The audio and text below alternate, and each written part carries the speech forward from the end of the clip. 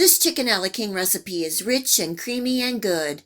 If you have leftover chicken, this is a great go-to recipe, and you can serve it with just about anything.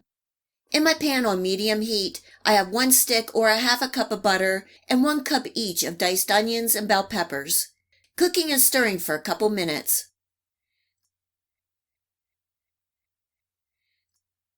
This is 1 8-ounce package of sliced mushrooms, cooking and stirring for about 5 to 7 minutes or until the mushrooms cook down. Leave a little liquid and fat on the bottom of the pan.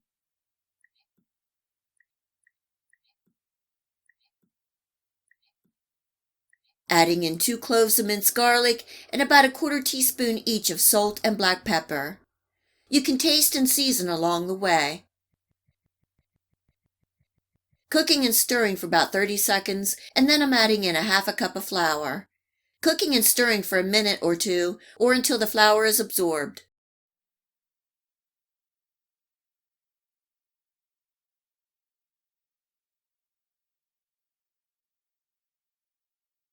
Pouring in 2 cups of homemade chicken broth.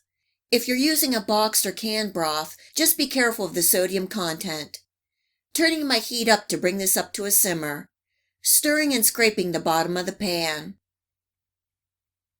I'm also adding in 1 1/2 cups of milk.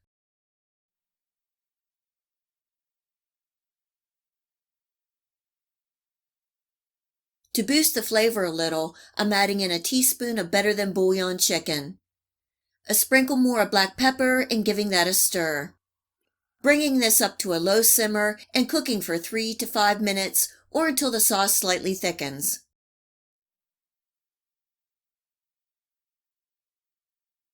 What makes chicken a la king so creamy and silky good is this.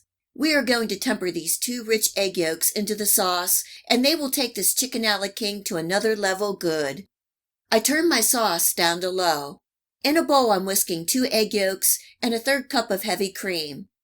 Now I'm slowly pouring in about a 1/4 cup of the hot mixture into the egg cream mixture while I whisk vigorously. You want to continuously stir so you even out the temperature and you don't cook the eggs. Stir for about 10 seconds, and we are immediately going to pour this mixture back into the saucepan, again whisking continuously. You don't want the eggs to cook. You want a nice, smooth, silky, creamy sauce. Once incorporated, turn the heat up to a low medium and cook for a couple minutes.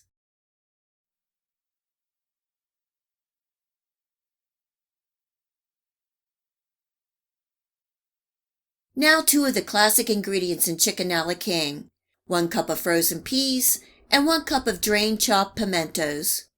Giving that a good stir and bringing up to a low simmer.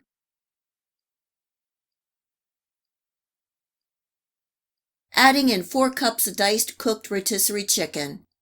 Another good stir and cook for a couple minutes or until the chicken is heated through. If the consistency is too thick, you can thin out with a little broth. Make sure you taste for any seasonings, and it is ready to eat. Tonight I'm serving over some spaghetti squash and buttermilk biscuits. You can also serve over rice, pasta, potatoes, or toast. It really doesn't matter. The chicken a la king is so good. I hope you give this classic chicken a la king recipe a try and enjoy.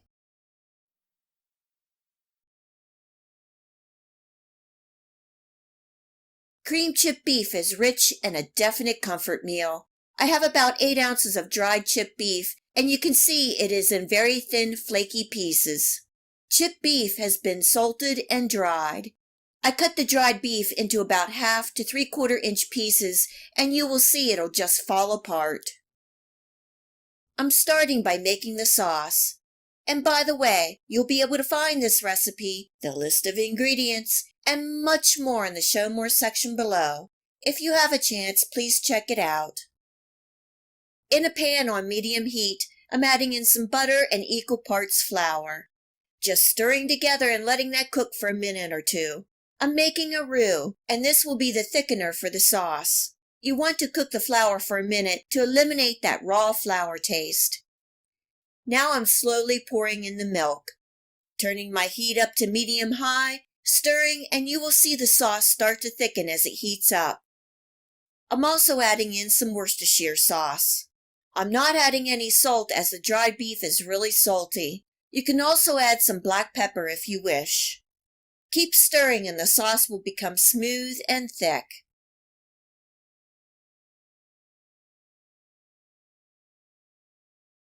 In goes the dried chipped beef and stirring to combine. You just want to heat the beef through.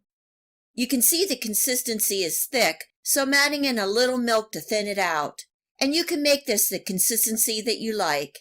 And if you have any leftovers, you can easily reheat by adding a little milk. That looks good there, and we are ready to eat. Yes, that's simple. Today I'm serving over toast, but you can also serve over biscuits, waffles, noodles, or potatoes. This cream chipped beef is an old-time dish that was frequently served in the military. We had it quite often when I was little. It is more commonly known as SOS or shit on a shingle. It is a meat in a sauce served over toast. This cream chipped beef is rich, creamy, and comforting. I hope you give this cream chipped beef a try and enjoy.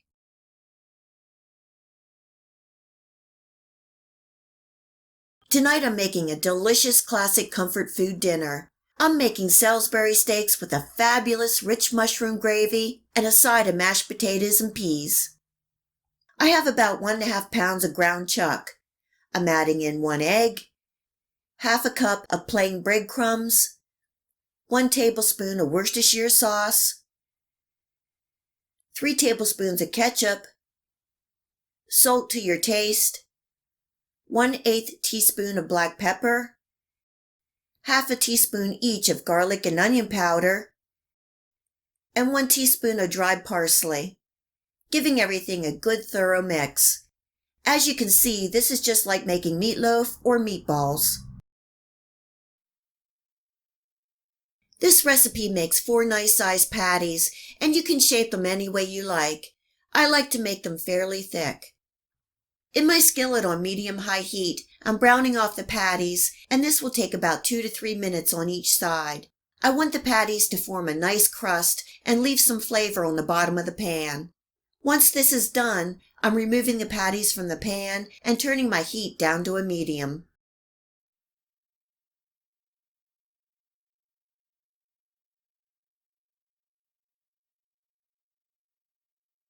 I have 1 large diced onion and 1 pound of sliced mushrooms. These will cook down and release some liquids, which will help deglaze the pan, cooking and stirring for 5 to 7 minutes.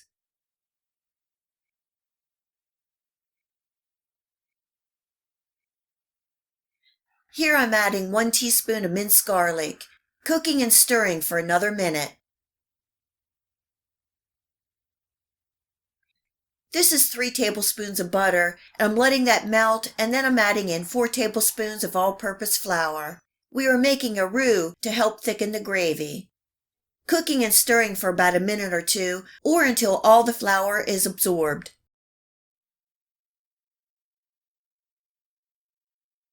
This is 3 cups of beef broth, and I'm adding a little at a time.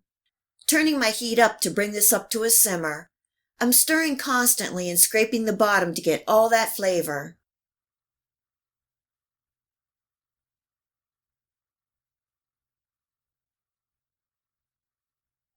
Give it a taste for any additional salt. I'm adding in 1 tablespoon of Worcestershire sauce and a sprinkle more of black pepper. Giving that a good stir, and then placing my steaks back into the pan and making sure that they are covered with that wonderful gravy we just made.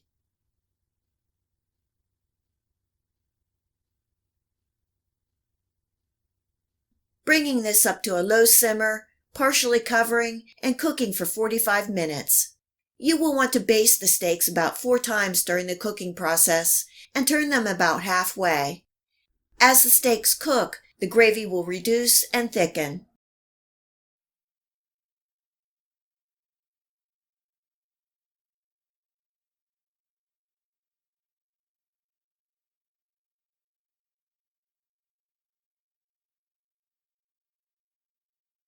I don't have to tell you how good this smells and tastes. If you're looking for a true classic comfort food, look no further. These Salisbury steaks are packed with flavor and melt in your mouth tender. The rich, thick mushroom gravy just takes this meal right into another dimension. Serving tonight with a side of mashed potatoes and peas. I hope you give this classic Salisbury steak recipe a try and enjoy.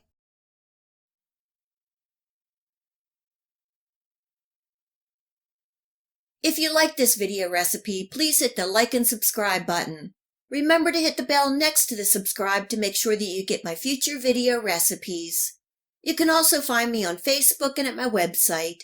Feel free to share this recipe and my channel with your friends and family. And until next time, much love.